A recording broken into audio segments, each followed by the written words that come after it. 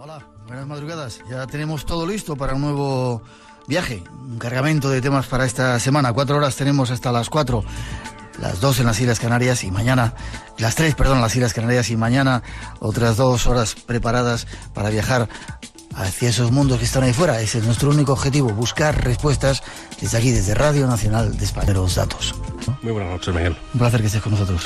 Igualmente. Gracias. Déjame que te presente, eres licenciado en Ciencias de la Información, has cursado también estudios universitarios de Psicología, Sociología, Psicología Social y Filología, casi todo lo que te pillabas, estudiabas. Soy muy curioso, resumamos eso. Y bueno, desde hace más de 25 años compaginas facetas profesionales de guionista, creador y director de programas de televisión, editor, director de editorial. Has escrito libros como la biografía de Ronald Reagan, Juan Carlos I, Juan Pablo II. Has escrito libros acerca de los indios norteamericanos, los cowboys, y uno que a mí me llama mucho la atención, China milenaria. ¿Cómo escribes tanto? ¿Cómo tienes tanto tiempo? Decías que tienes 80 libros escritos. Sí, aproximadamente esa es la cifra. Decía, bueno, no recuerdo quién, pero decía, es muy importante que cuando el día está muy ocupado tienes 1000 bolsillos. Esto es algo que me debe ocurrir a mí. Cuanto más ocupado estoy, más tiempo saco y más productividad tengo, sí, ¿no? Es curioso, ¿no? Y por otro lado, también la necesito. Soy como las bicicletas, si me paro me caigo, ¿no? y por decirlo en broma, yo cuando trabajo libro. Y por tanto, ¿sí? No es tan esforzado. ¿Cuando trabajas libras? Sí, es un viejo chiste. ¿Te gusta el trabajo? ¿Te gusta el trabajo que hacemos los periodistas? Me gusta descubrir la verdad detrás de la verdad. Yo quería traerte al programa para hablar de los cowboys y de los indígenas norteamericanos, porque es una etapa de la historia, bueno, muy conocida por el cine, pero muy desconocida. Se nos han contado unas trolas tremendas. Mal conocida. Eso, mal digamos. conocida. Nos han tergiversado bastante y nos han exagerado cosas que no lo merecen y ocultado cosas que sí merecían, ¿no? Ajá. Pues te emplazo para seguir hablando de ello. Hemos elegido lo de la China milenaria porque ayer comenzaba el año nuevo chino, o sea que felicidades, feliz año. ¿Por qué ese interés por China? ¿O fue algo que te hizo obligado a hacer? Bueno, era un interés ya antiguo en mí. En realidad es un interés genérico por todo lo desconocido, y sobre todo si tiene un halo de misterio todavía más, ¿no? Decíais que el año del conejo se distingue o es un homenaje a la longevidad. Pues esto me llamaba mucho la atención de China, ¿no? Un imperio que con muchos altibajos, con muchos recovecos, pero que se mantiene 4000 años, quizá, sin variaciones importantes, ¿no? Un mundo aislado, pero un mundo complejísimo y repleto de cultura, de gente, de variedad. Ajá. Eso es atractivo en sí mismo, eso ya. Un periodista no lo resiste. Déjame que demos unos cuantos datos acerca de China. Están los primeros datos. Tenemos aquí un mapita en nuestra página web, no sé si lo has visto, que nos indica gente que se está conectando en la radio online. Saludos a todos ellos en todas las partes del mundo. Están entrando ahora desde China y desde Asia, Oslo, toda Sudamérica. Saludos, Latinoamérica, saludos para todos. Muy buenas noches a todos ellos. Sí, señor. ¿Por qué China es tan desconocido? Es un mundo que está ahí, el país más poblado del planeta. Bueno, hay razones de todo tipo. En principio habría que matizar que es desconocido para nuestro mundo. Es decir, también tienes razón. Somos eurocentristas en ese sentido. Que somos el ombligo del planeta. Sí. A ellos les pasa 3/4 de lo mismo, porque ellos recuerdan que su nombre más autóctono es Zhonghua o algo así, porque la pronunciación nos va a rastrear siempre, y que para ellos significa la tierra, el imperio central. Es decir, para ellos China, o lo que nosotros llamamos China, es el centro de todo. Bueno, pues eso es un poco lo que nos pasa a nosotros, es Europa. Entonces, para nosotros, hasta que Marco Polo, por resumir, nos dio una vía hacia ellos, no conocíamos nada. Pero no creo que en los alrededores de China sean tan desconocidos, ¿no? En todo caso, son desconocidos por esta razón de distancia, del foco de nuestra cultura y nuestra civilización, por razones geográficas. Su orografía y su constitución geográfica es muy, muy difícil de acceder a ella, por su inmensidad, que la hacía autosuficiente y no necesitaba, casi no tuvo contactos hasta el siglo XIV o XV con Europa, por así decir. Bueno, por esta suma de factores, porque era un mundo en sí mismo. Porque hablabais en la introducción de 56 etnias. Bien, esas son 56 culturas con sus ramificaciones, es decir, es una riqueza, es un mundo en sí mismo. Y lo curioso, ya trasladando a nuestro mundo aquí occidental, tenemos vecinos chinos y sin embargo que poco sí, que silenciosos son, que son como hormiguitas, van trabajando, van poco a poco haciendo su historia, no se meten con los demás, no hay broncas aparentes como otros pueblos, ¿no? Bueno, parece que sí hay alguna por debajo, ¿no? Hay también luego hablamos de las mafias y pero eso, sí. Pero lo que sí es una característica china es son, como ya decía, autóctonos, culturales, son... se mezclan poco en el sentido, además, que es curioso porque han sido invadidos por mongoles, por 2 o 3 culturas importantes, y sin embargo esas culturas han dominado el país, pero no se han asimilado se han asimilado a su cultura, no han impuesto la suya. Tiene un poder de atracción China que hace que eso ocurra, ¿no?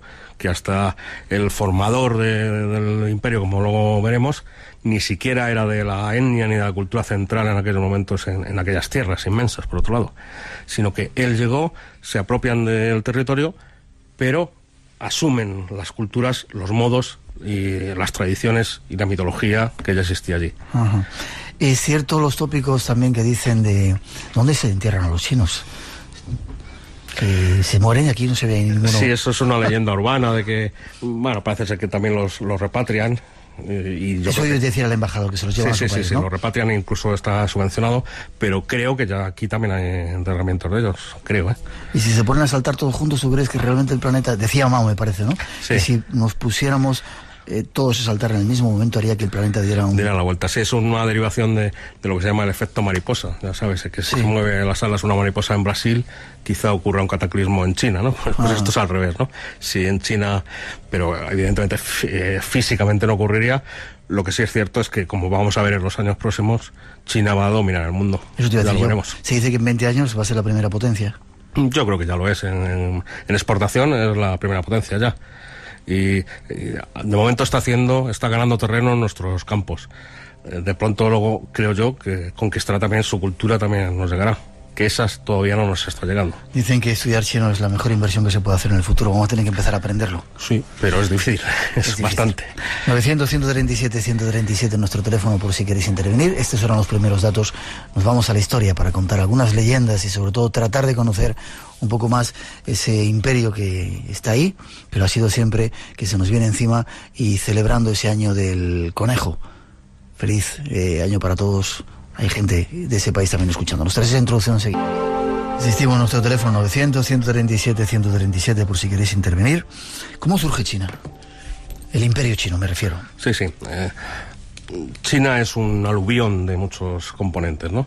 Lo he visto en tu libro que te has currado. ¿Dónde has sacado tanta información histórica? Bueno, leyendo todo lo posible y demás. Es que de todas formas no había otra forma de hincar el diente a ese tema. Es decir, no hay un acercamiento parcial a China. O te metes a fondo e integras y sigues la película desde el principio al fin, o no vas a captar lo que es la esencia de la continuación. O sea, China es eso, es perpetuación de muchas cosas, ¿no? En la prehistoria había gente allí que viviera ya en esa... Evidentemente tendría que haber... Sí. De hecho se supone que es uno de los focos de la civilización más antiguos. Los descubrimientos antropológicos nos van llevando a la sensación de que junto a África, pues quizá allí vivieron los primeros homínidos culturizados. Estaba el hombre de Beijing, ¿no? Quizá como por ejemplo, hay otros más antiguos aún, pero el de Beijing o el de Pekín, que se ha dicho siempre, es el más representativo, uno de los primeros ya ser humano cultural, con manejo de metales, etcétera. Y desde entonces existe allí civilización. Pero no olvidemos que estamos hablando de un inmenso país. Es decir, con muchas zonas dominadas por 3 grandes ríos, que divide el país casi en 3 zonas, rodeada de montañas. Es decir, que allí hubo vida cultural desde muy temprano en ciertos lugares, en las cuencas más ricas de estos ríos, que por lo demás son muy peligrosos y también acaban con civilizaciones, pero en esas cuencas ahí surgió la civilización china.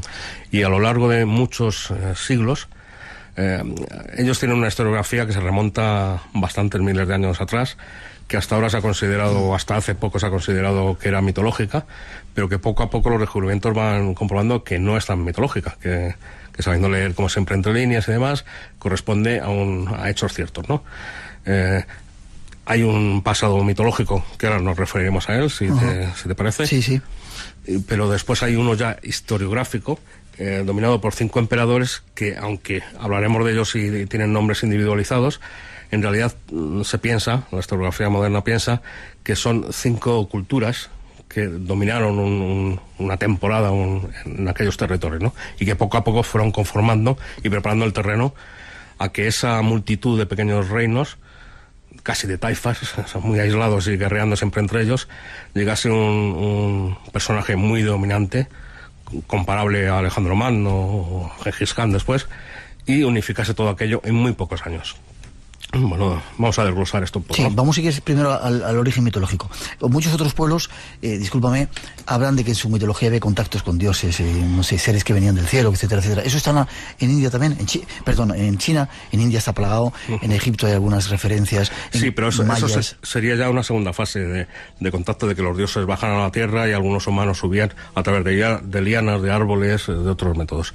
En un primer momento era todo un caos informe, en que no había seres distinguidos, ni dioses ni humanos, un caos que se ha llamado ahora modernamente un huevo cósmico, en el que el primer ser organizado, mitológicamente hablando, al que se suele dar el nombre de Pangu, empezó a organizar aquello, ¿no?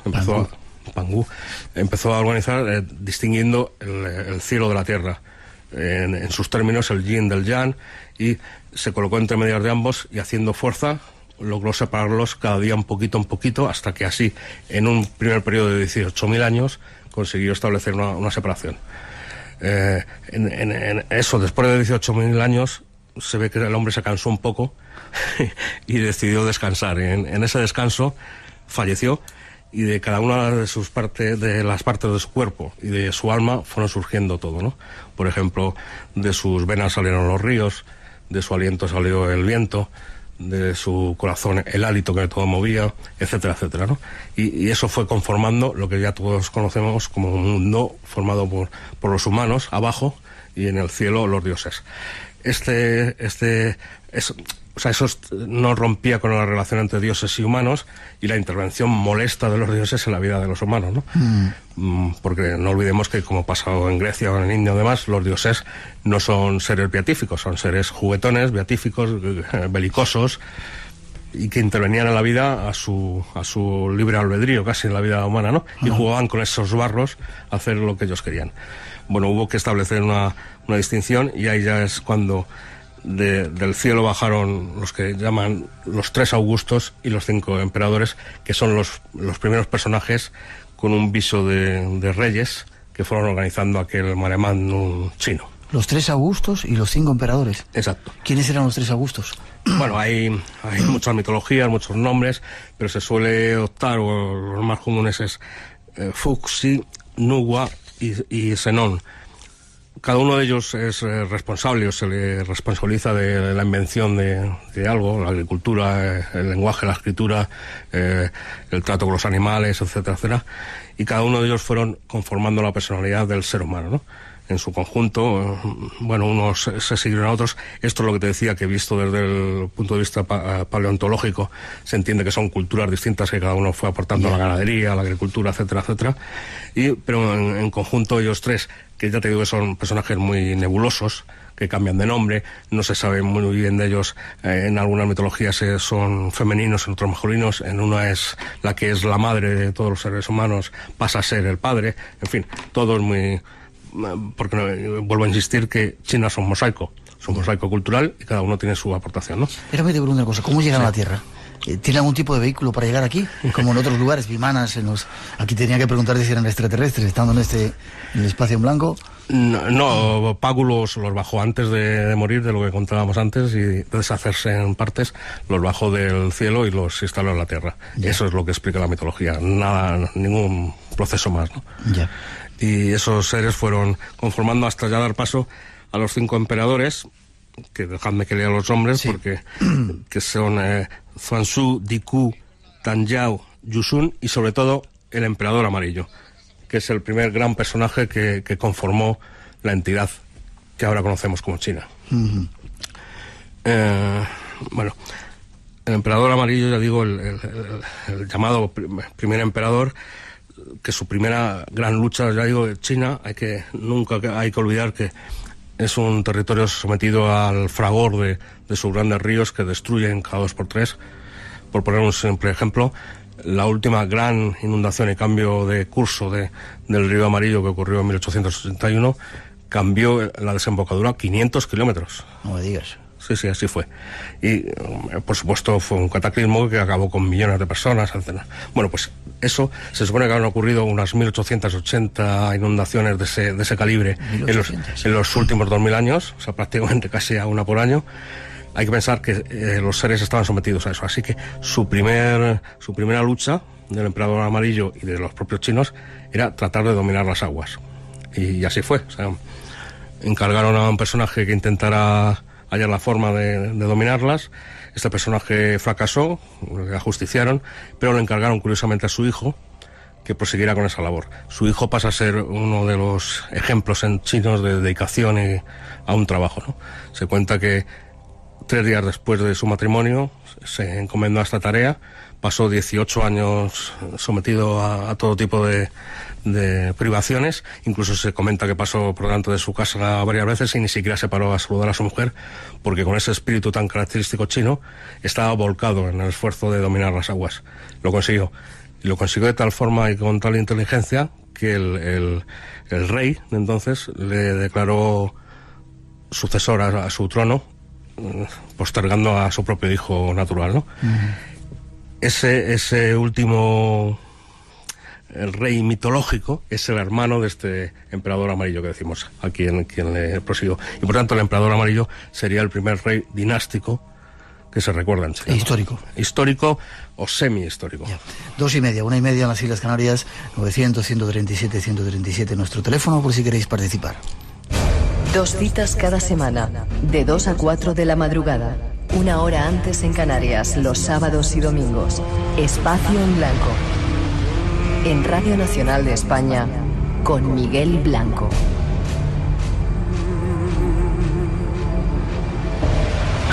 La noche en vela, con Pilar Tavares. En la tertulia de la semana pasada hablábamos de homeopatía. Sobre todo, lo hicieron ustedes. Mi marido nunca creyó en la homeopatía, hasta que vimos los resultados, porque sí, tanto por un lado decían esto, y por otro... La homeopatía no cura ninguna enfermedad. Bueno, pues esta semana les esperamos para continuar nuestra tertulia, en la que, entre otros, tendremos como invitada a la vicepresidenta del Colegio Oficial de Farmacéuticos de Madrid. Las noches del domingo al lunes, de 12 a 3 de la madrugada, en Radio Nacional. Espacio en Blanco. Una puerta abierta hacia otros mundos. En Radio Nacional de España, con Miguel Blanco. Esta noche tratando de descubrir los orígenes de la China milenaria con Gregorio Doval. Has empezado a hablar ya de historia, ese primer...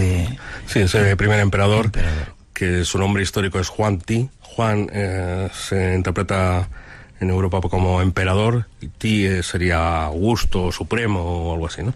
Es eso, por tanto, un nombre aplicado a un personaje, ¿no? El verdadero nombre no se establece, porque me preguntaba si era un personaje histórico. Sí. Es semi-histórico. O sea, se calcula que reinaría entre el 2697 y el 2597 a.C., pero fíjate en el dato de que eso significa que su reinado duró 100 años. Ajá. No parece demasiado humano, pero a él se le adjudica todo tipo de inventos.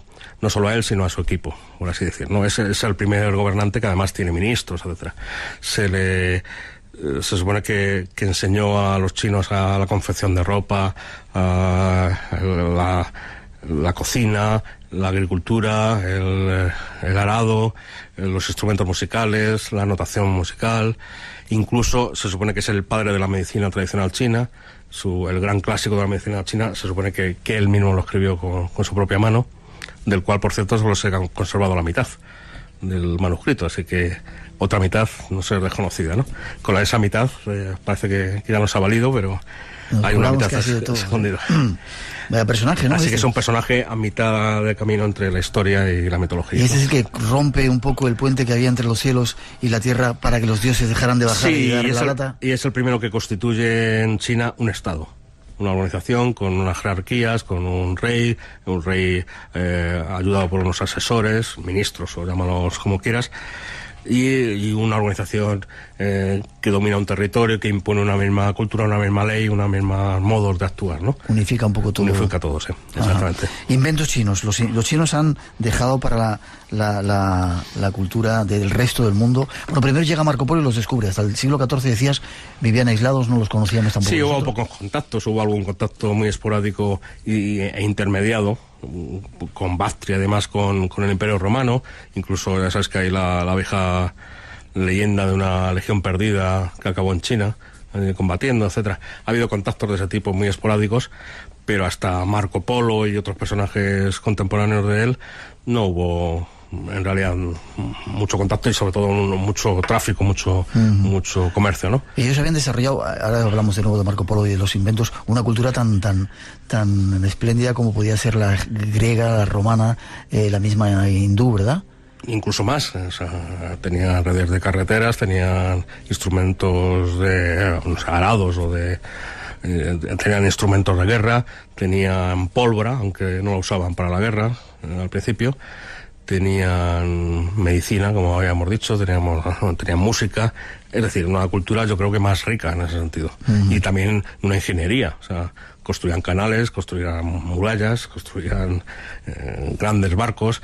Sí hicieron grandes viajes, ya sabes que hay teorías de todo tipo, de que estuvieron en América, etcétera, sí, etcétera. Ellos llegaron antes incluso a América que Colón, ¿no? Sí, hay un gran viajero, Zhuang He, creo que se llama, que prácticamente ha recorrido todo el mundo, y hay huellas de él históricas documentadas en casi todo el mundo. Llega Marco Polo y se encuentra un mundo que era inimaginable en nuestra sociedad, súper desarrollado, con la pólvora y un montón de cosas, la pasta que le habían inventado ellos, ¿verdad? Sí, la pasta, las dos pastas, si me permite la broma, es decir, ¿sí? La pasta alimenticia y la pasta del dinero. ¿También inventaron ellos? Sí, los billetes, las monedas, todo. Sí, prácticamente casi todo lo que se te ocurra, o bien fueron los únicos que lo inventaron, o allí inventaron por su cuenta y riesgo algo parecido a lo que hubo en otro lado. Era un mundo autosuficiente y yo creo que bastante más evolucionado. Entonces, sí, Marco Polo se encontró aquel mundo desconocido, Marco Polo, ya digo, y otros viajeros, pero Marco Polo tampoco ayudó demasiado, porque recuerda que cuando volvió y escribió su famoso libro, o dictó su famoso libro,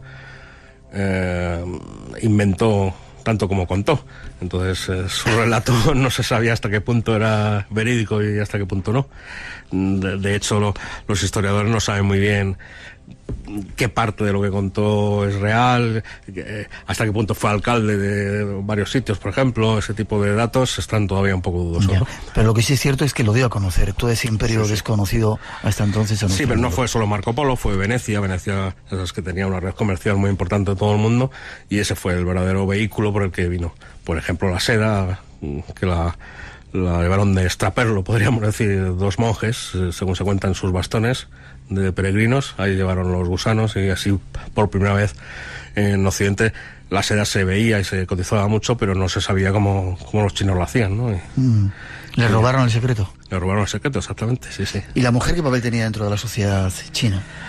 Bueno, muy arquetípico. La mujer era la madre, es toda la sucesión y por tanto todo el régimen de herencias y de propiedades era patrilineal, entonces no jugaba un papel, y era un papel bastante estereotipado.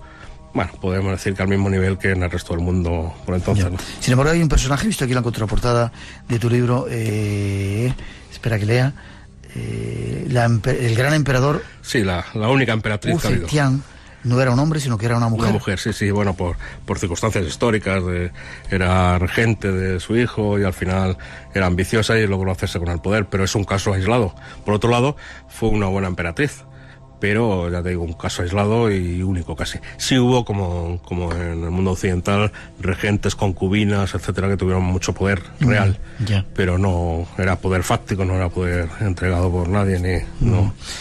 Si vamos a la historia, el imperio se funda 2000 años antes de Cristo. Ha durado ininterrumpidamente hasta ahora, es decir, no se ha deshecho ese imperio nunca. Bueno, el imperio en realidad se funda como tal el 221 antes de Cristo. 221. O sea, bastante después de Roma y de Grecia. Ajá. 500 años, o por lo menos.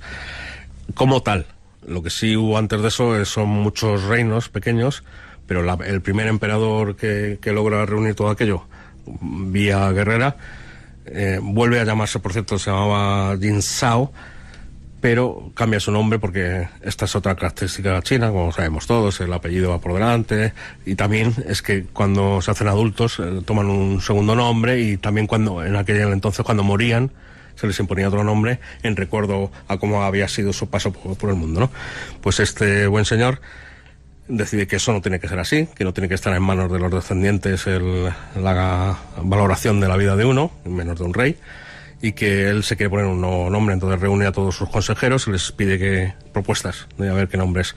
Entonces le sugieren Juan, que era el nombre de los reyes, le sugieren Juan, no digo Juan a la española, pero la pronunciación creo que es parecida, que es lo que aquí hemos traducido como emperador, pero a él le sabe a poco. Entonces, bueno, reuniendo todos los elementos que le aconsejan, él decide llamarse Juan Ti. Y como es el primero de una estirpe que él vaticina que va a durar 10.000 años, por cierto, origen del Wansai chino y del Bansai japonés, de 10.000 años que se quitaban los emperadores, como él dice que va a ser así y él es el primero de esa estirpe, se llama Shi Huan Ti, o sea, el primer emperador Augusto, o algo se podría traducir así, ¿no? Ajá. Después, posteriormente, cuando él muera, para distinguirle, porque como él pronosticó que su estirpe duraría 10.000 años, pero en realidad duró 20 y pico. Al morir él, su hijo no logró mantener el poder más allá de 4 o 5 años. Pues para distinguirle y no pensar que también era el primer emperador de las siguientes dinastías, pues se le llamó Qin Shi Huang Ti, que es el emperador que todos conocemos por los guerreros de Xi'an, etcétera. Luego hablamos de él. No me has contestado si fue ininterrumpido hasta... O sea, después de su creación, ¿ha habido algún tipo de destrucción del imperio o ha durado todo el tiempo? No, se ha fragmentado, pero siempre con luchas intestinas y nadie ha querido separarse. Lo que sí han querido cada una de las partes es imponerse a las demás. Pero separarse no. Separarse no ha habido ningún caso. O sea, esto es lo curioso que te decía antes, que se asimilan a la cultura.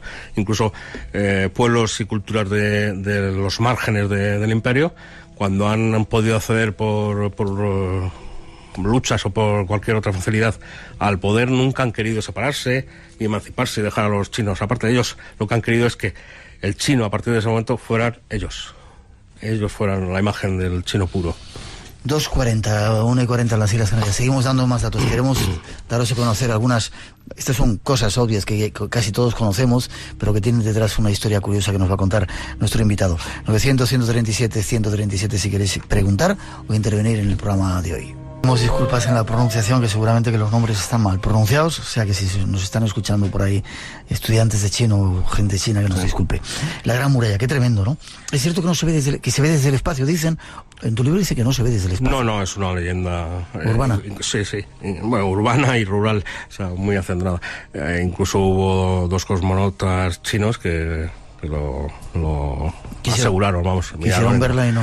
No solo no se ven desde la Luna, sino que ni siquiera se ven desde la órbita más baja que puedan estar. Y no se ven por varias razones. Una, porque aunque es una dimensión muy grande, en realidad su anchura es 5 o 6 metros, o sea, es menor que cualquier autopista, y como está hecho con materiales del terreno, pues casi siempre se confunde. Si tú miras ahora, yo he visto bastantes fotos y no se puede apreciar, puedes distinguir que por ahí quizá vaya una línea de algo, pero hay otros elementos de la Tierra que se ven más, desde luego. Ya. Se dice que había 1 millón de soldados que podían estar en esa muralla para defenderla. En el momento más álgido de la lucha, sí, pero eso ya fue casi en época Ming, que es cuando más tuvo. Decíais en la presentación que tiene 6.000 y pico kilómetros. En realidad ni siquiera se sabe ahora mismo cuánto ha podido tener en el momento de máxima extensión. Se supone que ahora están descubiertos unos 8.000 y pico kilómetros. Sí. Solo las ramas principales, luego hay otras subramas que no cuentan en esto, pero se supone que en época Ming tuvo hasta 20.000 kilómetros, con ramificaciones y demás. Hay que pensar que la primera base de la muralla es la unión de muchas murallas que justo antes del emperador que decíamos antes que unificó todo, Huang Ti, había 7 reinos y cada uno de ellos se separó de los demás con una muralla, y el primer ímpetu constructor de Huang Ti fue reunificar todas aquellas, ¿no? Uh-huh. Y entonces sí, o sea, usó cientos de miles de obreros, él y las sucesivas dinastías, porque la muralla tiene una larga historia de ímpetu constructor, de ímpetu destructor, de ocultación, de tal, porque siempre se dice que fue construida para que no los mogoles y demás pueblos esteparios no pudieran pasar, pero en realidad no era solo eso, sino era distinguir dónde acaba y dónde empezaba el área de influencia china, y varias veces se superaba y había que ampliarla, y también hacer como un muro protector de la cultura, en el sentido de un símbolo dijera, hasta aquí llega la cultura china, lo demás ya son las tribus que no nos interesan, ¿no? Vaya un trabajo, ¿no? Sí, fue un trabajo de chinos, nunca mejor trabajo dicho. de chinos tremendo. Fíjate que hay momentos, o sea, había soldados, cientos de miles trabajando, había obreros, cientos de miles trabajando, pero también había cientos de miles de reos. O sea, uno de los castigos fundamentales del Código Penal impuesto por Juan Ti y todos sus seguidores era que casi todos los delitos se pagaban con trabajos forzados en la construcción de la muralla. Y hubo épocas en las que si incluso el reo moría, su viuda o su hijo o el familiar más cercano tenía que continuar su labor hasta que cumplieran los años. Así que se dice que es quizá el mayor cementerio del ser humano. El mayor cementerio. Sí, 10 millones, 100 millones, no se sabe muy bien cuántos, porque casi todos los enterraban en la propia muralla o aledaños. ¿La muralla sirvió para parar el ímpetu de los mongoles? No, quizá les detuvo un tiempo, o quizá los mongoles no tenían tampoco, hasta la llegada de personajes históricos muy importantes como Gengis Khan y demás, no tenía necesidad de conquistar. Se tenía necesidad de hacer una razzia y conseguir el botín que tal y volver a su lugar, ¿no? Pero cuando un pueblo conquistador como eran ellos toma la determinación de invadir, no hay forma que una muralla de 5 metros, de 6 metros, de 4 metros, no. Y sí, con cientos de miles de soldados quizá defendiéndola, pero es que son miles de kilómetros. Ya. O sea, que repartirlos no es tan sencillo, no. Cuando se toma la determinación se pasa. Ya. ¿Y Gengis Khan qué valor tiene dentro de la cultura china?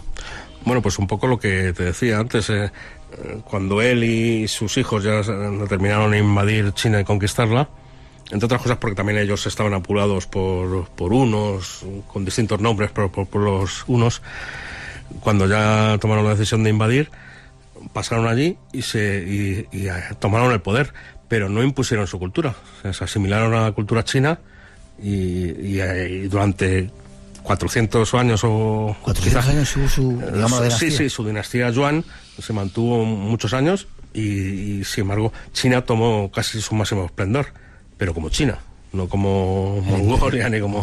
Es curioso esa asimilación.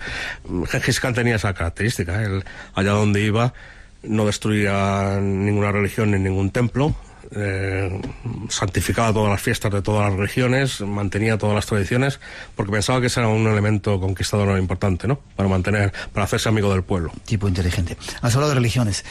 China parece ser el origen del sintoísmo y el Lao. El taoísmo. El taoísmo y el sintoísmo, sí, serían los dos. Y el confucianismo. El confucianismo. ¿Confucio cuándo aparece? ¿Y qué importancia tiene en ese mundo? Confucio tiene una importancia central, fundamental en la construcción de la forma de ser y del carácter y de la cultura china. No solo él, pero él fundamentalmente, bueno, y sus seguidores, evidentemente. Aparece aproximadamente en el siglo VI a.C. y construye un corpus de pensamiento bastante básico, pero muy eficaz, que a lo largo de los siglos, bueno, al principio no se impuso, porque fue combatido por los poderosos, pero a 2 o 3 siglos después pasó a formar la filosofía estatal del Imperio chino, ¿no? Un cuerpo de pensamiento que se basaba en ideas sencillas como comparar al pueblo con los hijos y a la aristocracia con los padres, y propugnar que igual que uno ha de llevarse a respetar y llevarse bien con los padres, el pueblo debería llevarse muy bien con los gobernantes, porque a su vez los gobernantes, como buenos padres, deberían buscar siempre el bien de su pueblo, ¿no? Y en esa idea básica de respeto a las tradiciones, de no rebelarse contra lo ya establecido por los ancestros, es uno de los fundamentos de la cultura de la idiosincrasia china, ¿no? Es quizá la base. No hay nada revelado que venga de arriba de los cielos de esos dioses que les digan las tablas de la ley, como a Moisés. No son religiones. Bueno, de hecho, pues ya sabes bien que el taoísmo, por ejemplo, el confucianismo no son estrictamente religiones en cuanto que tengan ritos, sino que son formas, filosofías de vida, digamos, ¿no? Y en ese sentido no tienen textos revelados, o sí inspirados por seres espiritualmente poderosos, pero no inspirados por nadie especial, ¿no? Ni por una intervención de un dios, no no había un deus ex machina que solucionara nada, no, todo era el propio personaje elaborando con su pensamiento. Ya. Estábamos hablando de murallas, me faltaría preguntarte las 100 escuelas de filosofía, ¿qué era eso? Bueno, eso es una etiqueta casi siempre usada en tono peyorativo, referida justamente a esta época de Confucio, en el que, bueno, históricamente el periodo se llama de los reinos combatientes porque eran muchos reinos, centenares, agrupados, depende de los momentos, que luchaban todos contra todos, y eso en el mundo de las ideas pues prácticamente pasó también. Estaba Confucio con su escuela llamada por confucianismo, estaba el taoísmo de Lao Tse, estaba el muismo de Mosio, o de Mensio, de como lo quieramos llamar, estaba el legalismo, el legismo de Feng Shui. Había distintas escuelas, no muy diferentes en sus planteamientos, pero sí muy enconadas en su propósito de imponerse hacia los demás, ¿no? En ese sentido, no hay que confundir, no son religiones, ya digo, sino que son escuelas de pensamiento. Con el tiempo, cada una pasó una fase de dominio. El dominio de una escuela de pensamiento suponía que el gobierno del imperio estaba dominado por esas ideas. Por ejemplo, el legalismo era el supremo dominio de la ley, el respeto a la ley. Las leyes son poderosas y se respetan, y eso conforma a la sociedad, porque básicamente el ser humano no es muy bueno y por tanto hay que dominarlo o domeñarlo con las leyes. El confucianismo, sin embargo, el de Confucio, porque luego el de algunos seguidores no fue así, pero el de Confucio decía que el ser humano por naturaleza es bueno, y que por tanto si se comporta, como decíamos antes, con respeto hacia el padre y el padre con buen uso hacia el hijo, pues todo irá magnífico y todo irá bien y todo será precioso. Bien, cada escuela de pensamiento proponía algo no muy diferente, pero sí que durante una época se impuso y fue conformando poco a poco la forma de ser china y la forma de gobierno chino, hasta llegar a, bueno, pues la dinastía Ming, quizá, donde ya se estableció todo y donde ya se parece mucho a la idea que tenemos actualmente de funcionarios, de oposiciones, de mandarines y de todo el corpus ya muy establecido. 2:52, 1:52 en las Islas Canarias. Un paso más adelante queremos daros, contando la historia de un extraño ejército, para ver cómo vivían o pensaban que había la muerte, después de la muerte, este pueblo. ¿Quién era Gregorio, este personaje? Pues decís bien, un inquietante personaje. Como guerrero se le ha comparado, como decíamos antes, a los grandes generales de la historia, desde Napoleón a Alejandro Magno a Gengis Khan, pero su faceta personal es casi todavía más inquietante, ¿no? O sea, por ejemplo, es un personaje absolutamente preocupado por la inmortalidad, su único deseo... La que montó el tío. Sí, por esto justamente, porque la montó porque nada más que tomar el poder, no como emperador, sino como rey anterior en su reino, o sea, 36 años de su vida estuvieron empeñados en construirle el mausoleo para que él pudiera... Un mausoleo que él puso algunas exigencias. Por ejemplo, debía reproducir su palacio imperial de Xianjiang, el actual Xi'an, reproducirlo, pero no una vez, sino una detrás de otra, hacia el interior de la Tierra y llegar al centro de la Tierra. No me digas. Sí, no lo consiguieron, evidentemente, pero se acercaron. Se supone que puede haber hasta 7 estructuras así que reproducen el plano de la ciudad y el palacio imperial dentro de la ciudad, justamente ahí. Ahora contaremos algunas características de él, pero este personaje, ya digo, estaba absolutamente preocupado por la inmortalidad, hasta el punto que gran parte de su esfuerzo y de sus asesores era buscar en los límites de su imperio remedios a la muerte, ¿no? Por ejemplo, se supone que uno de sus pequeños ejércitos que mandaba en busca de remedios a la muerte fueron los primeros colonizadores de Japón, porque se suponía que allí vivía un pez en cuyas entrañas había un veneno que conseguía la inmortalidad, ¿no? El pez lo mataron, pero no tenía nada parecido, ¿no? Entonces, visto que no conseguía su inmortalidad y que él se acercaba a la muerte como le pronosticaron, porque otra de las cosas que hacía era tomarse mercurio cada 2x3, con lo que sabemos que eso envenena, pues aceleró la construcción del mausoleo y allí lo enterraron. Mausoleo extraordinario del que ahora, si quieres... Luego hablaremos de él. ¿Los chinos en esa época eran muy supersticiosos? bueno, habría que distinguir, ya te digo, las culturas chinas, pero sí, eran muy respetuosos con la muerte, con las tradiciones, etcétera, etcétera, ¿no? Los colores, los usos, las palabras, los ritos, eran y siguen siendo muy... ¿Creían la vida más allá de esta? Pues hubo de todo, porque no tenían ese sentido trascendente religioso, ¿eh? O sea, sí que tenían el que había otros mundos, pero esto no era un valle de lágrimas donde hay que ganar puntos para otra vida, no era esa sensación ni el acercamiento egipcio al tema, no. Yeah. Ellos la vida, luego había otras vidas, como había dioses, a los que respetar, pero tampoco hasta un punto muy allá. Tenemos que hacer una mínima pausa.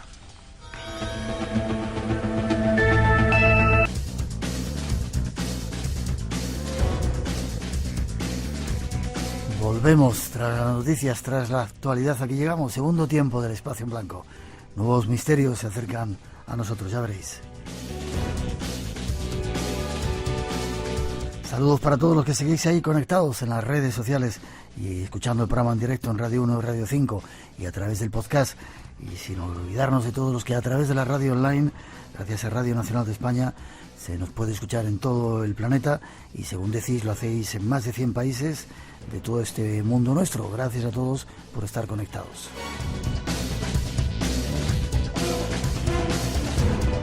Y para seguirnos vamos a descubrir un testimonio único, ya veréis, exclusivo, tras esa introducción. Ahora los familiares le dicen que se asome para que vea cómo la nave se eleva y emprende el vuelo.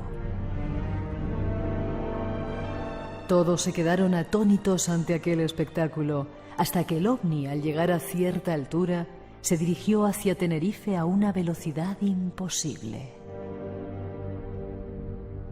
La nave dejó una gran prueba, un enorme círculo de cebollas aplastadas y quemadas que fueron visitadas, estudiadas y fotografiadas por legiones de periodistas, científicos, militares y curiosos venidos de todas partes del mundo en los días y meses siguientes. Son algunos de los datos de aquel acontecimiento sin precedentes. Esta noche tenemos a un testigo de excepción de ese inquietante caso. Escuchemos su historia.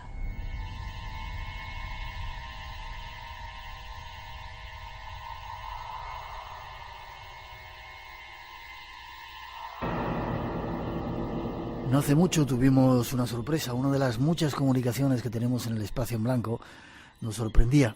Llegaba desde Estados Unidos, desde Chicago concretamente, y era el hijo de un personaje que acaparó la atención en los años 70. Francisco Padrón, hasta Chicago, Estados Unidos nos vamos para hablar con él. Buenas noches. Francisco, ¿cómo estás? Hola, buenas noches. Un saludo para ti y para todos los oyentes del Espacio en Blanco. Eres oyente nuestro, ¿no? Del Espacio en Blanco, me dices, desde el 86. Sí, 86, incluso yo creo que pelín antes. Yo me acuerdo de los inicios del programa cuando era un chaval, sí. Yo creo que fue antes porque a tu papá le entrevistamos y ya estábamos haciendo radio.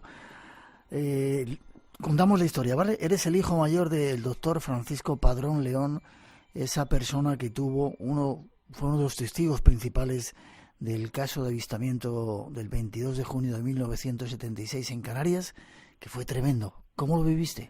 Bueno, aquello fue de alguna manera, pues imagínate, una familia normal, una familia tradicional, una familia, mi padre, mi madre, nosotros 5, que somos 5, y pues un día una cosa así irrumpe en tu vida. Pues, recuerdo perfectamente el momento en el que mi padre entra, justo después de haberse producido el fenómeno, él vuelve de haber atendido al paciente que fue a visitar aquella noche. Y le recuerdo como si fuese hoy, le recuerdo, yo estaba en el pasillo de casa, una casa familiar muy grande, terrera y tal, y le vi entrar, y le vi desencajado, le vi realmente, como nunca lo había visto en mi vida, una expresión facial de sorpresa y tal, y entonces recuerdo un momento en el que él, alarmado, pues se dirigió, llamó a mi madre, y entonces pues se apartaron un poco, pienso yo que en su interés por no querer alarmar a la familia de lo que quería contarle en aquel momento a mi madre, y se la llevó hacia un apartado en casa y le empezó a contar lo que le había ocurrido. ¿Y qué os contó a vosotros después? ¿Os contó algo? Aquello vino de alguna manera dosificado. Nosotros éramos pequeños y lógicamente, pequeños digo 10, 12 años, 14 años. En esa franja de edad yo me imagino que, imagínate lo que es ser una persona adulta con una familia que se le presenta una situación así y tener que llegar a casa y ¿cómo le explicas tú esto a tu familia? Aparte de lo que tú tienes que estar viviendo y experimentando en tu mente del impacto visual y de todos los esquemas que te sacuden en ese momento. Y además encajarlo personalmente y luego tener que explicarlo. Pues esto vino a partir de aquel momento, nos fuimos enterando poco a poco. Él tuvo un impacto personal y luego me imagino que un shock impresionante que luego... él le costó, pues tuvo que estar acostado y todo, fue un impacto muy, muy gordo. Y luego, claro, tener que explicarlo. La explicación vino poco a poco, no vino así de repente, que yo recuerde.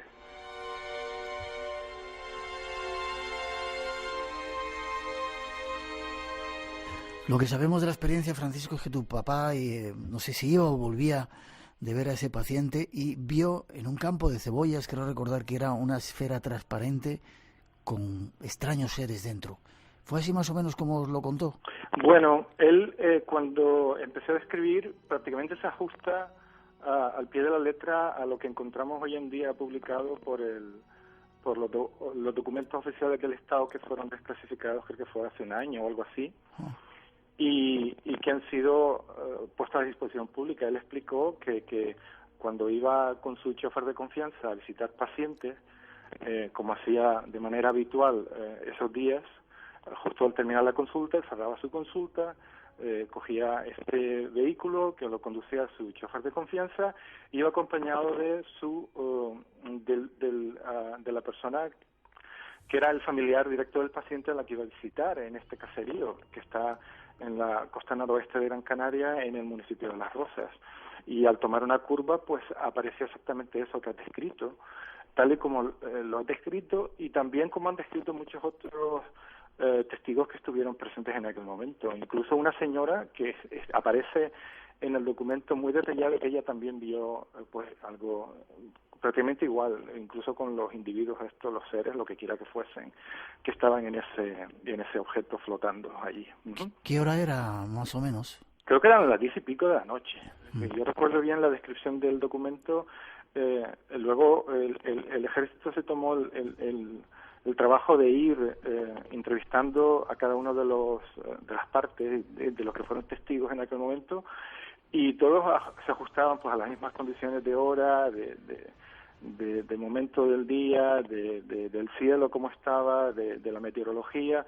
La descripción fue muy detallada, cada uno con un nivel cultural diferente. Lo que pasa que yo pienso que la relevancia del testimonio de mi padre fue porque su cualificación profesional, por su nivel intelectual, si podríamos decir así, pues de alguna manera aportaba un grado de credibilidad que no es habitual en muchos de estos casos, ¿no? Entonces, claro, o lógicamente pienso que fue lo que lo puso en el centro de atención, porque claro, ¿quién le interesa poner a disposición de un escrutinio tan grande pues todo lo que es el prestigio personal y profesional sin necesidad? Y como luego ya más adelante hemos tenido la oportunidad de vivir en familia, con todo lo que acarreó esto con el paso del tiempo, ¿no? Yeah.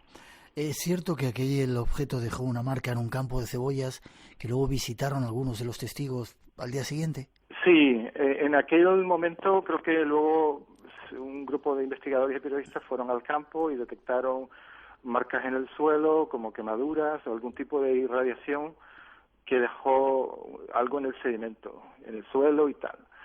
Claro, aquella es una zona agrícola y yo no sé luego en adelante si se llevaron a cabo más investigaciones o no, pero sí. Y luego ya en paralelo, justo con este suceso, luego hubieron reportes que se dieron en las mismas fechas y en fechas posteriores con sucesos similares que coinciden con la descripción de lo que mi padre vio, justo en momentos diferentes. Aquello parece que evolucionó en el cielo en diferentes momentos a medida que el fenómeno se iba desarrollando y iba cambiando, iba modificándose en apariencia, y luego hubieron pilotos y creo que vuelos comerciales que describieron que ellos fueron testigos de momentos de un suceso que fue o el mismo o algo que ocurrió de manera paralela. Y yo recuerdo que en la descripción de algunos casos que fueron contemporáneos de aquella fecha se daban muchas similitudes.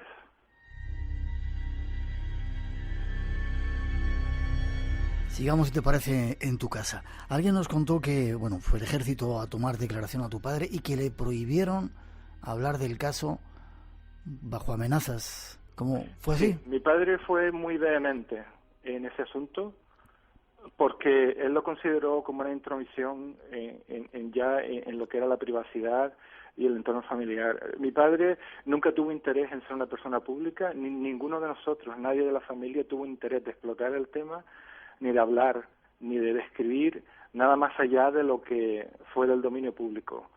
Y cuando empezó a haber interés, porque claro, aquello en una comunidad pequeña, como es un entorno insular, empieza a correrse la voz y empieza a hacerse público y la prensa empieza a proyectar el fenómeno más allá de lo que hubiera podido nosotros desear, pues lógicamente te ves expuesto. Y la exposición fue muy, muy grande, hasta el punto de que intervino el ejército, y cuando el ejército vino a casa, pues tuvieron una conversación con él, y yo le recuerdo a él muy indignado, muy enfadado, porque dice que había recibido amenazas directas de que si empezaba a utilizar los medios de comunicación para describir el tema, pues ellos se encargarían de alguna manera o de desprestigiarle personalmente o profesionalmente, o de alguna forma.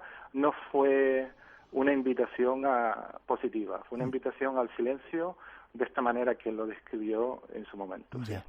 ¿Era ejército o eran hombres de negro, como también se ha contado? No, en absoluto. El ejército fue pues un señor de la comandancia del ejército de aire, creo que era de la delegación territorial de Canarias, que estaban aquí. No recuerdo su nombre. Mi padre creo que era un señor llamado Munais, creo que era. Y dice, es que me vino y tal, y él cada vez que le recordábamos el tema, pues lo hablaba y con bastante indignación, porque él lo consideraba, pero si esto es lo que ha pasado, esto es lo que he visto, yo no tengo necesidad, yo no he ido a buscar el fenómeno se me planteó a mí, y ¿por qué tengo yo que omitirlo, o dejar de describirlo, o dejar de, si es algo que me ha ocurrido? Y claro, ahí hubo un conflicto por los intereses probablemente, creo yo, del ejército. Pues respecto, por ejemplo, como pasa aquí en Estados Unidos, que cuando hay asuntos que tienen que ver con el espacio aéreo, seguridad nacional, lógicamente, pues estas entidades militares desean averiguar qué hay antes de discernir si esto es del dominio público o no. Ya. Yo tenía mucha relación en ese tiempo, sigo teniéndola con Canarias. Traté varias veces de entrevistar a tu padre y no lo conseguí hasta hace, relativamente poco tiempo. Tuvo que pasar mucho tiempo para que tu padre volviera a hablar. ¿Es cierto así? Bueno, muy pronto, cuando te ves expuesto, una familia se ve expuesta a un fenómeno así, te das cuenta que lo que trae no es necesariamente positivo.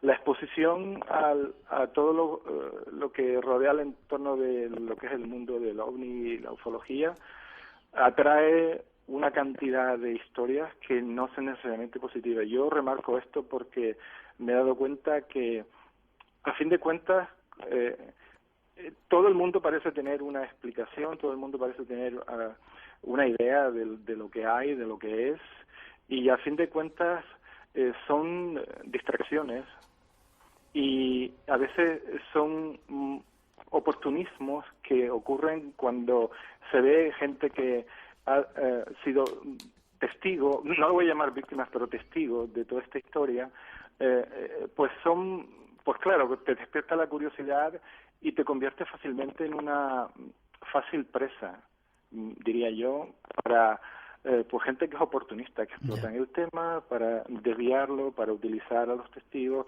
Te empiezan a decir que si eres una persona que es elegida, que no sé qué, que no sé cuánto.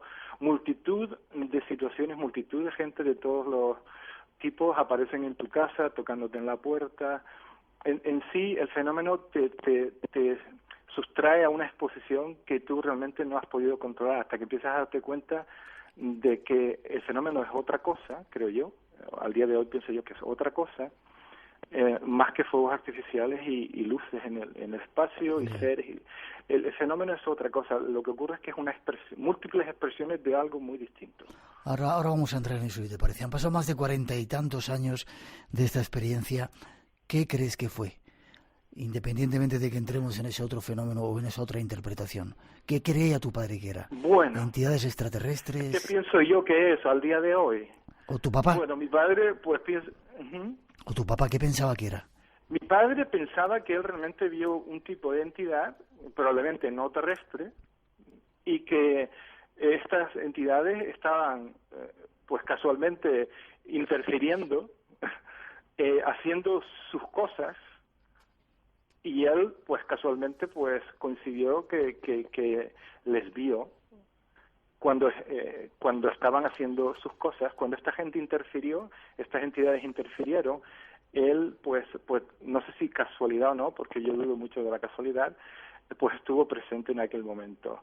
El tema de la interferencia, pienso yo, que es por donde va el asunto, pienso que fue una de tantas interferencias de uno de los tantos tipos de entidades que hay por ahí interfiriendo. A mí me gusta siempre, últimamente, hacer referencia a la teoría que creo que fue en el año 2012, que Carlos Canales y Jesús Callejo, que son pues investigadores bastante científicos, hicieron, que es la teoría de la intrusión.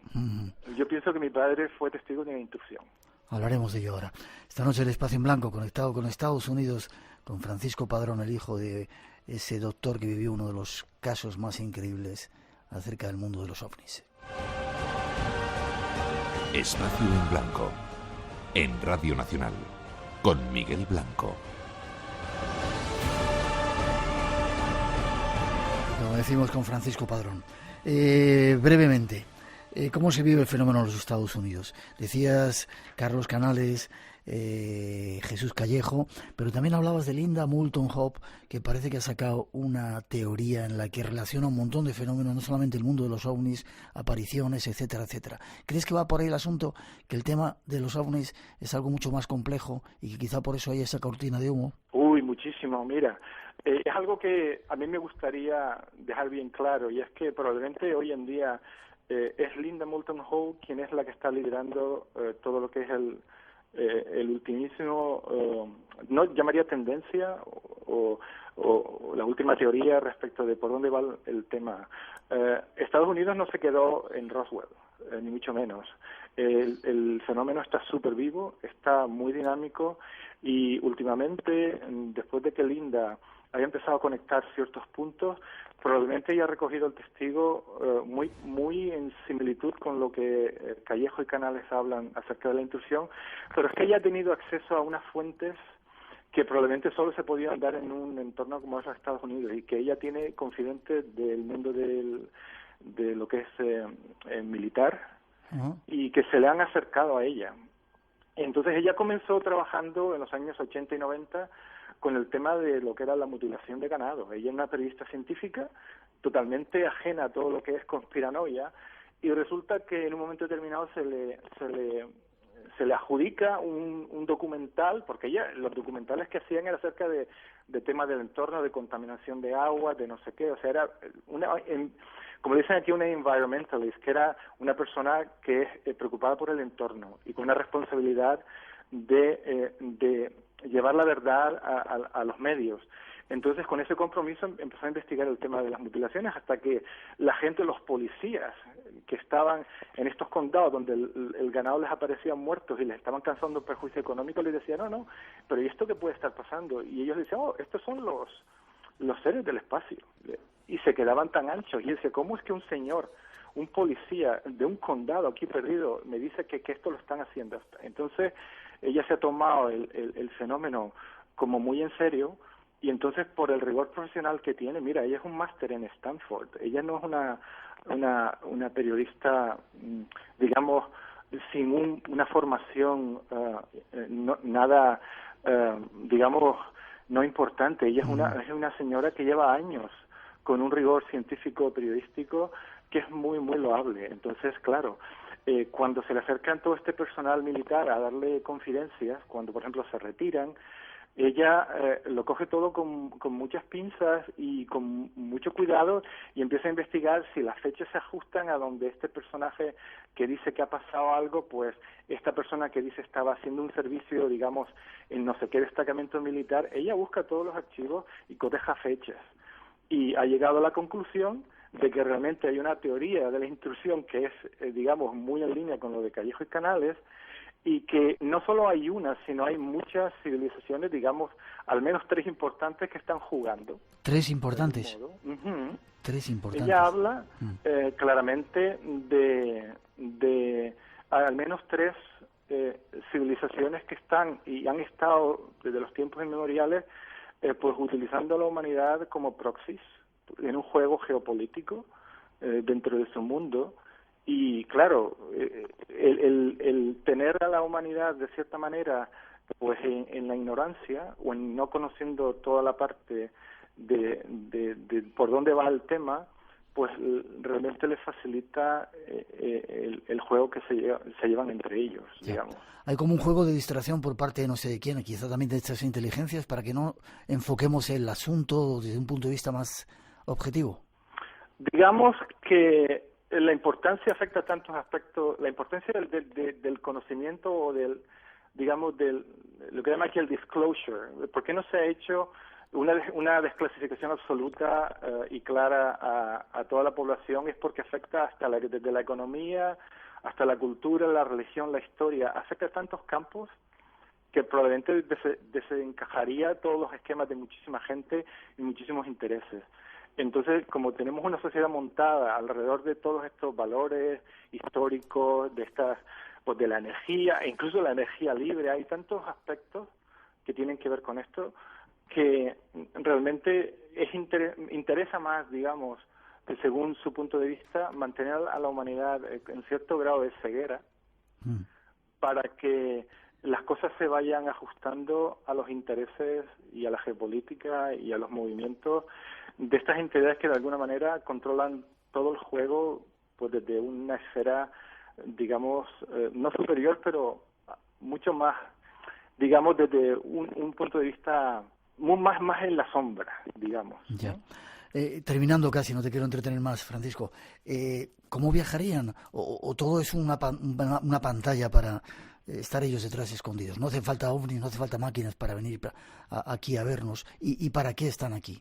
Bueno, Linda dice que según la información que ella ha tenido acceso, esta gente es capaz de manipular gravedad, manipular tiempo, plegarse el tiempo y trasladarse y hacer incursiones, entradas y salidas y movimientos que no tienen mucho que ver con la física que nosotros conocemos.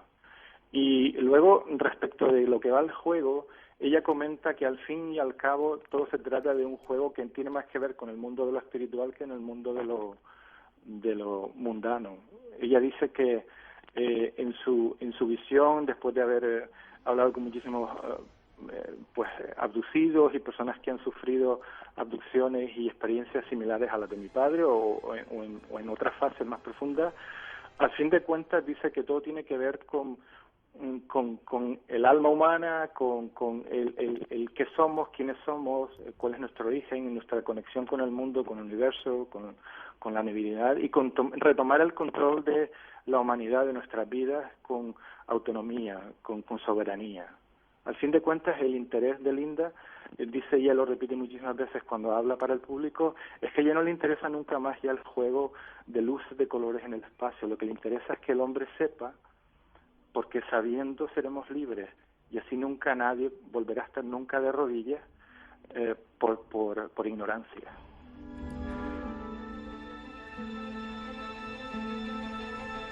Apuntar esa teoría, intrusión, y ese nombre, Linda Moulton Hough, que como ya nos dice nuestro invitado, ya no vamos detrás o van detrás de las luces en el monte Shasta, por ejemplo, o esas historias de la nueva era que nos contaron, sino a algo mucho más profundo.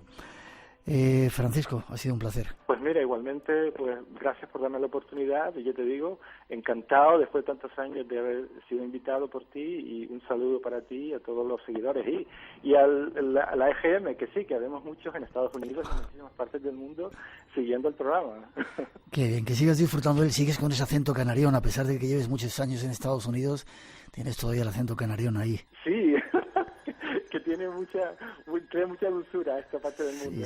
Sí, señor. Ha sido un placer, te agradezco ese mensaje que nos enviaste y la oportunidad de hablar contigo y que nos contaras esa experiencia de tu padre así de primera mano, y sobre todo esos nuevos datos sobre por dónde camina el fenómeno OVNI. Que sigas disfrutando del espacio en blanco, te mando un abrazo desde España y algún día iremos a verte. Ok, aquí estaré para lo que necesiten, igualmente un abrazo y un saludo para toda la audiencia. Muy fuerte para ti, hasta pronto. ¿Qué pasa? Sonríes.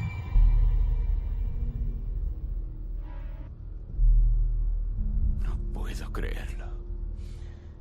Quieren que vayamos a buscarlos. Estas imágenes pertenecen a excavaciones de distintos continentes. Civilizaciones antiguas que no tuvieron contacto entre ellas. Y aún así, aparece el mismo pictograma en todas. Es un mapa celeste. No es un mapa.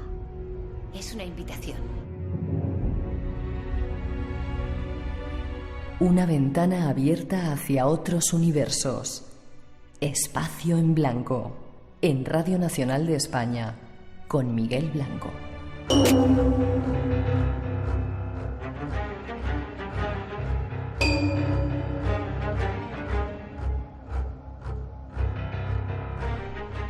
Llega de nuevo el tiempo de las conspiraciones y vuelve a nuestro programa un querido compañero Miguel Ángel Ruiz.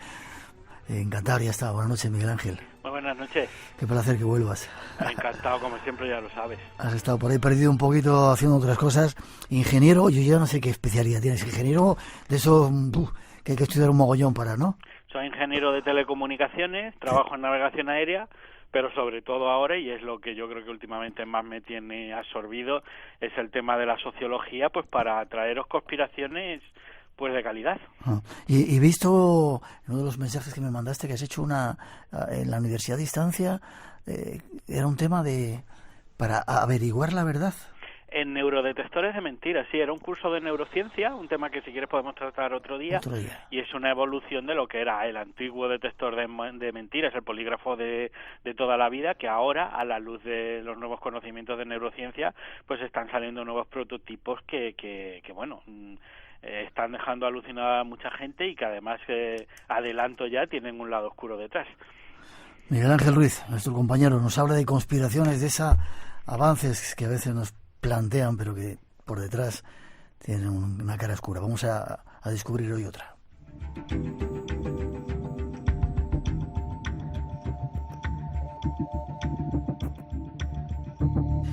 Hoy vamos a hablar del biohacking.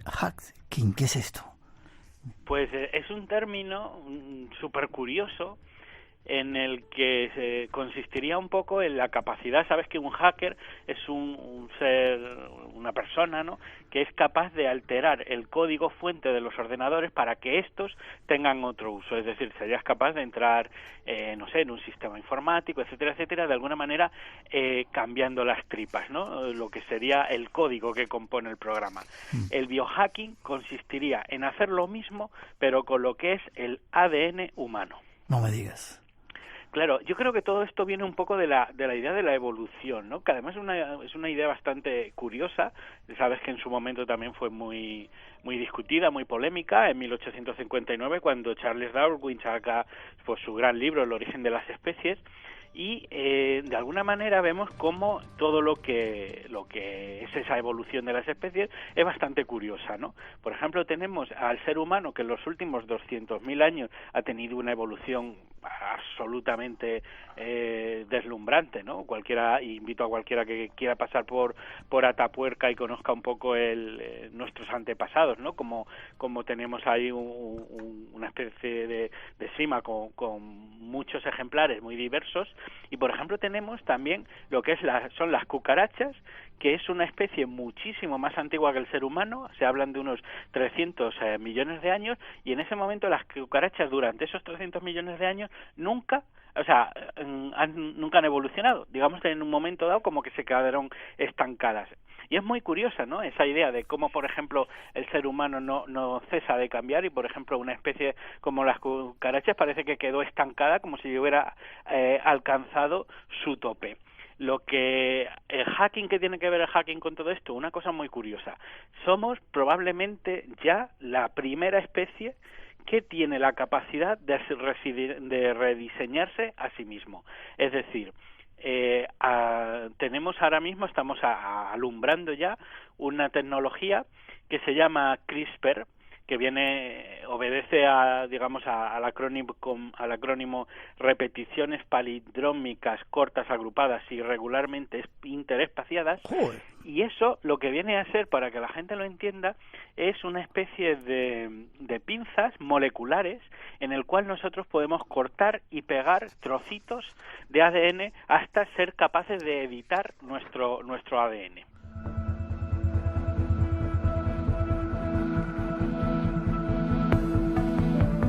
Ponemos un poco de música para asimilar todo lo que nos has contado, pero parece eso, que la especie humana puede estar a las puertas de una hipermutación, ¿no? Y seguramente la tecnología tenga mucho que ver en el proceso.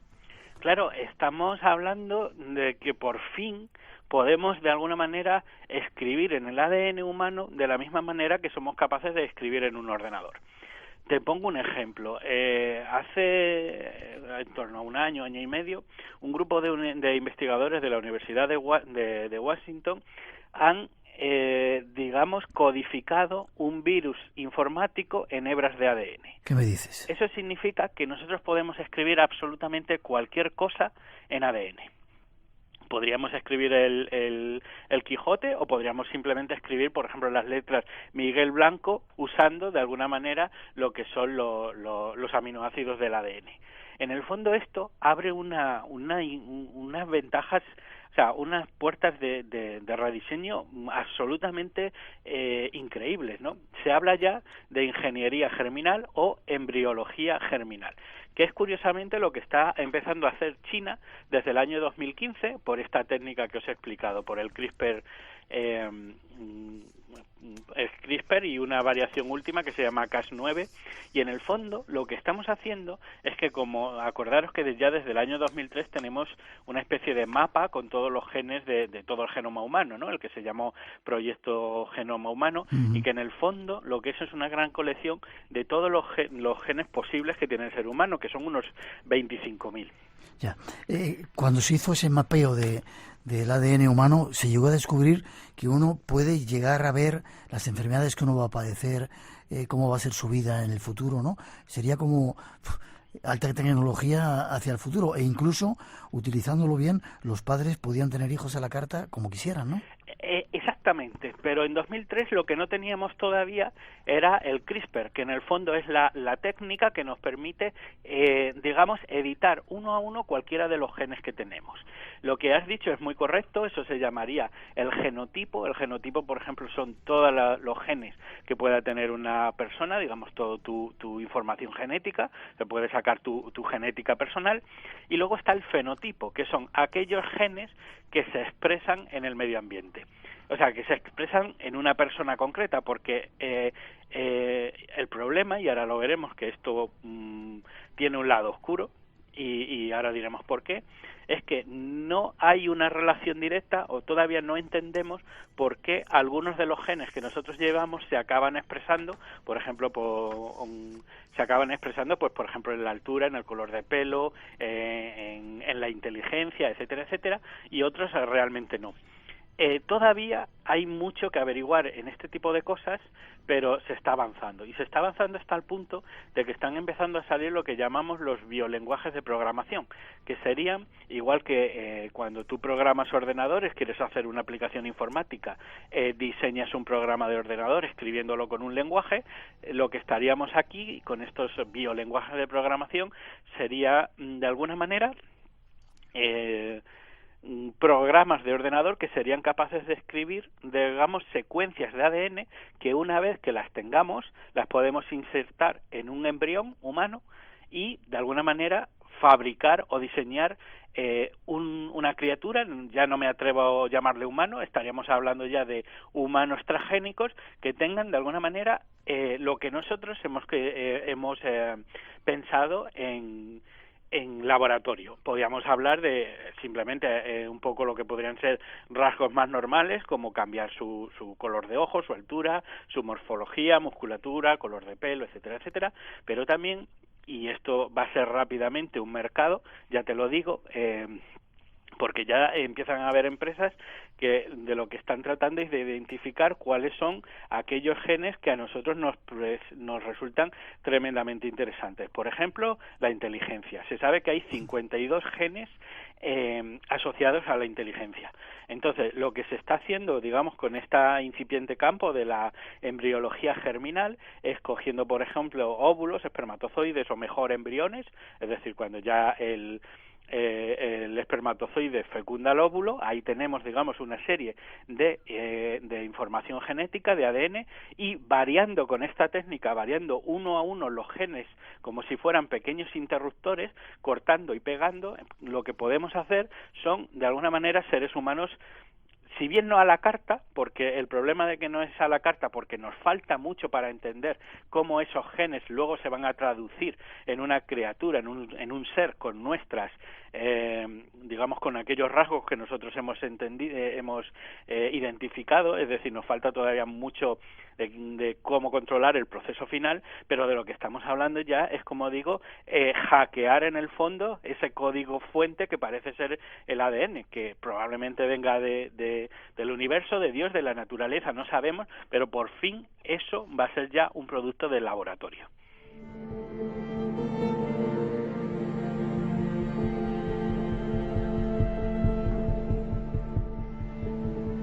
Poner los pelos de punta, Miguel Ángel, tanto las cosas, avances que se pueden llegar a dar, como lo que subyace detrás, que ahora seguramente vamos a ver. Sería como hacer Frankenstein, ¿no? Revivir a ese personaje. Y aquí veo que tienes datos que se podían hacer ovejas, que son un 15% humanas, y que se puedan usar para trasplantes de órganos con humanos, vacas que producen insulina, peces que brillan en la oscuridad. Tremendo, ¿no? Claro, de hecho todo eso, gran parte de todo eso ya se ha hecho. Y se ha hecho con técnicas que además eran más modernas que CRISPR. De lo que estamos hablando ahora es de poder revolucionar toda la biología. Mira, te pongo un ejemplo que no es lo más terrorífico, luego vamos a los datos fuertes, pero que un ejemplo que yo creo que ilustra bastante bien lo que estamos hablando. Siempre se había prohibido lo que era el consumo de animales genéticamente modificados.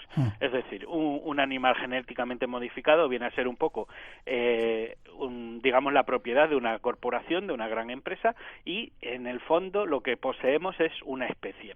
Hablamos de lo que fue el salmón, un salmón en el que se le modificaron una serie de genes para que creciese al doble de su velocidad normal.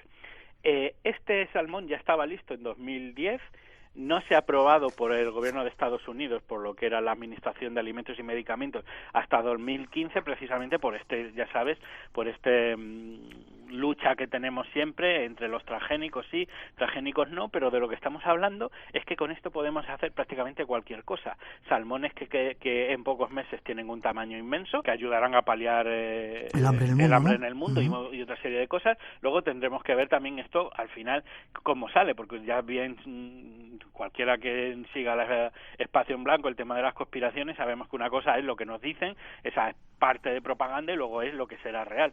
También vimos, por ejemplo, con el tema tema del tomate y muchas veces el pollo y tal, cuando ya se han empezado a producir a nivel ciertamente como industriales, el sabor no es el mismo. Yo tengo mis dudas con este salmón, pero en el fondo podemos hacer cosas, 1000 cosas. Sabes que, por ejemplo, tenemos un problema de contaminación de plásticos impresionante. En el Pacífico hay una isla que prácticamente, una isla de desechos de plásticos flotando a la deriva en el Pacífico, que tiene el tamaño de prácticamente 3 o 4 veces España, y lo que se están trabajando, por ejemplo, en bacterias que sean capaces de devorar ese plástico, con lo cual de alguna manera vas quitando el problema. ¿Y ahí las bacterias luego en qué se convierten? Buena pregunta. Habría que preguntar, ¿no? Buena pregunta. A mí este tipo de cosas me recuerda un poco como cuando metieron conejos en Australia pensando que no habría ningún tipo de problema y etcétera. Pero a mí lo que ahora mismo yo creo que está pasando, y yo creo que esto es ciertamente preocupante, es que esta tecnología ya está, digamos, en los medios de comunicación. Cualquiera que se informe pasa de alguna manera, pues puede llegar a toda esta información, pero yo ahora mismo estoy absolutamente seguro, convencido, y lo quiero compartir con todos los oyentes de Espacio en Blanco, que en algún remoto lugar del mundo, probablemente laboratorios secretos, yo creo que alguien está haciendo experimentación con seres humanos. Y te cuento por qué. Si ya tenemos la capacidad de editar genes en embriones y ver qué tipo de personas salen, aquí el problema no es tanto la tecnología, porque la tecnología ya la tenemos. El problema es esto cómo lo pruebas. Porque cuando empiezas al final todo es una especie de juego ensayo-error. Cuando tú empiezas a modificar genes para ver si eres capaz de dar con el color de ojos, aunque lo tengas identificado, también una cosa es tenerlo identificado y otra manipularlo.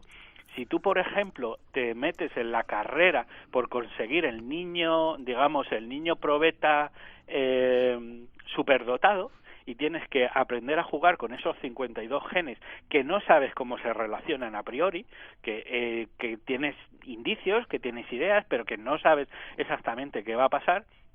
Yo estoy seguro que tiene que haber sitios, laboratorios donde empiecen a producir seres que la historia es cuando tú empiezas a jugar, a toquetear en el fondo en la estructura más esencial de la vida, que es el ADN, para lograr cosas. Estoy seguro que habrá una cantidad de experimentos fallidos brutales.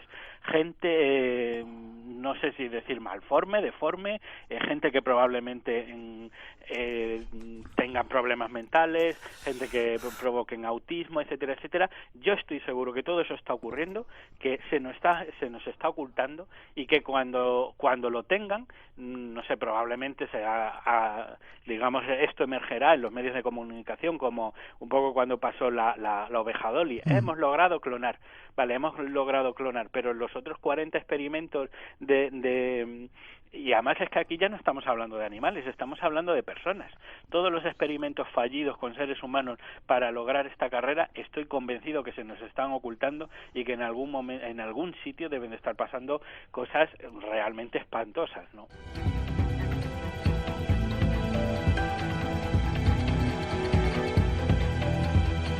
Lo has dicho tú, que estás conspiranoico, Miguel Ángel lo ha dicho.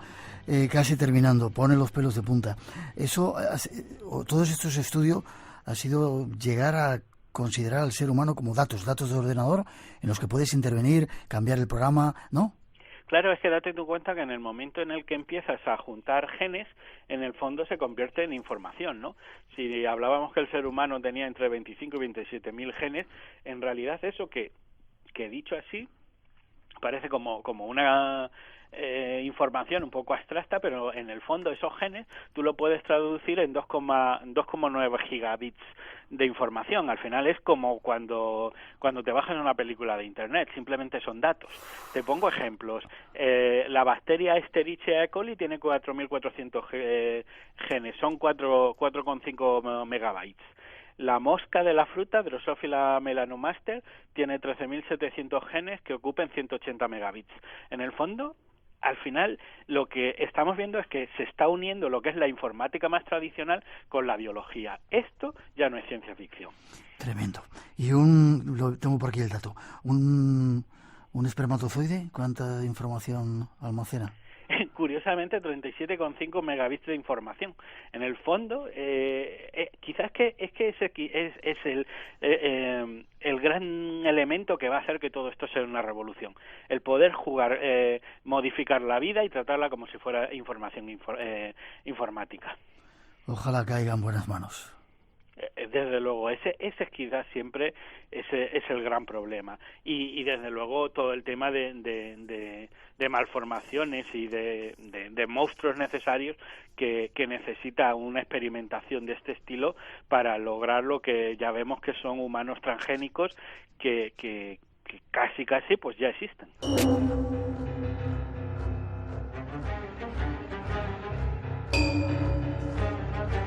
El tiempo de las conspiraciones con Miguel Ángel Ruiz, que ha vuelto más conspiranoico que nunca.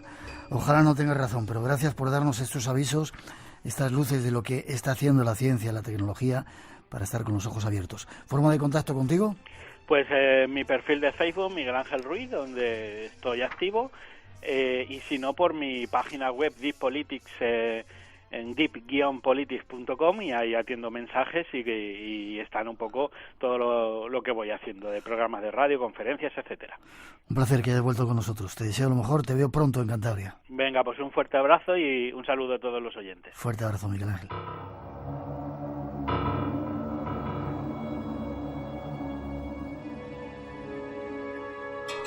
En los próximos minutos queremos invitaros a entrar dentro del misterio. Un trabajo de nuestros compañeros de ficción Maika Aguilera y Benigno Moreno. Pero un consejo, poneros auriculares y disfrutar. ¿Izquierdo? Correcto. ¿Derecho? Correcto. ¿Atrás? Bien. ¿Estás preparado? Comienza tu experiencia.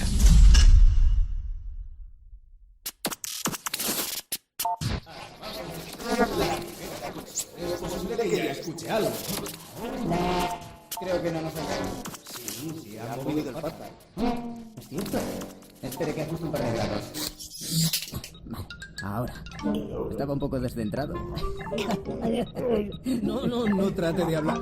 Aún no están selladas las conexiones traqueales.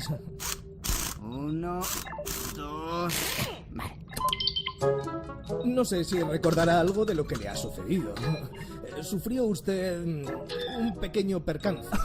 ¡Ay, pequeño, dice! Bueno, lo que mi compañero quiere decir es que, en fin, su seguro establece muy claramente el protocolo a seguir tras un accidente. Empalmado C2 y C3. Ahora sentirá un zumbido en los miembros inferiores.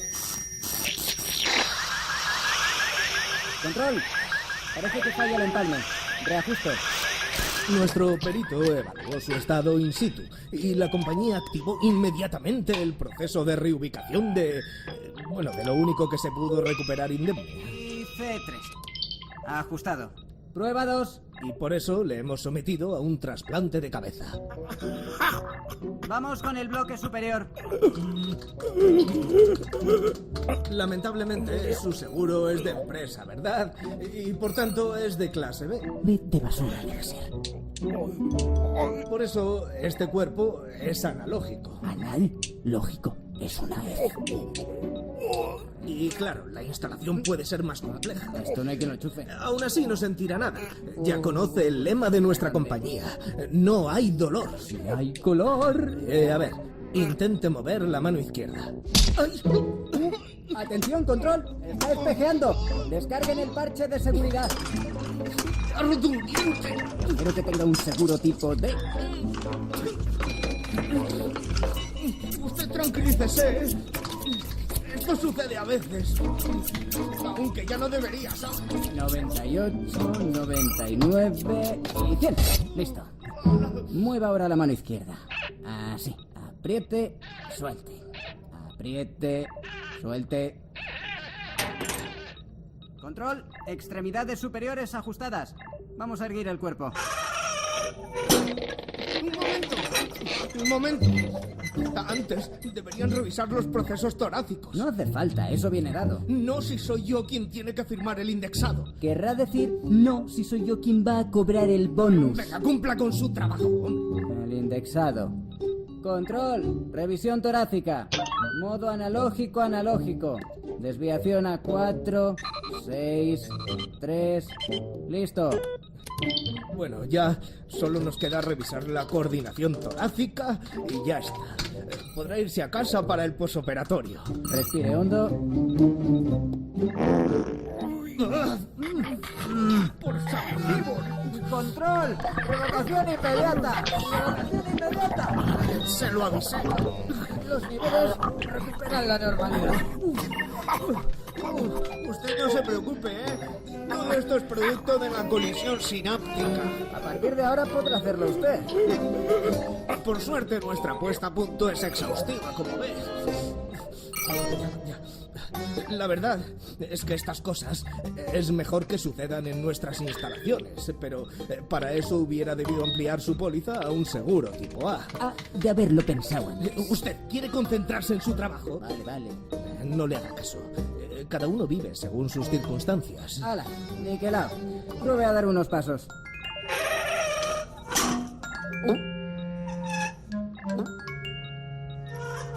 Así.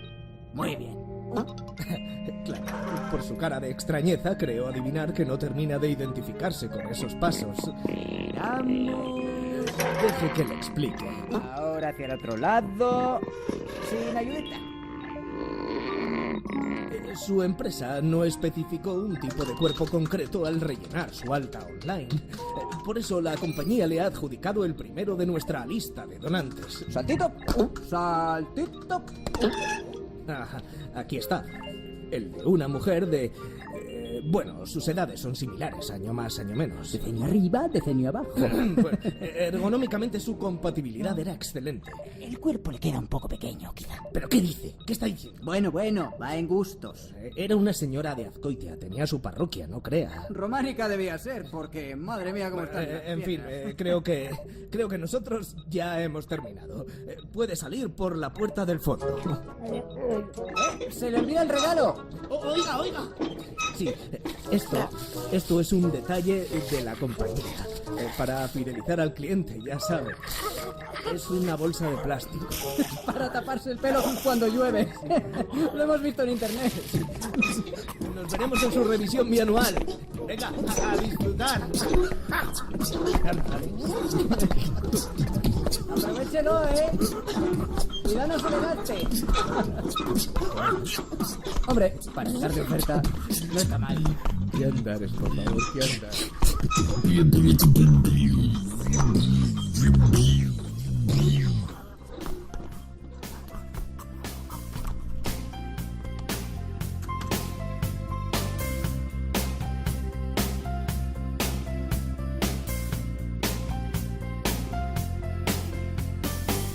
Terminamos por hoy. Esperamos que os haya gustado la aventura de este espacio en blanco en estas ediciones especiales de verano.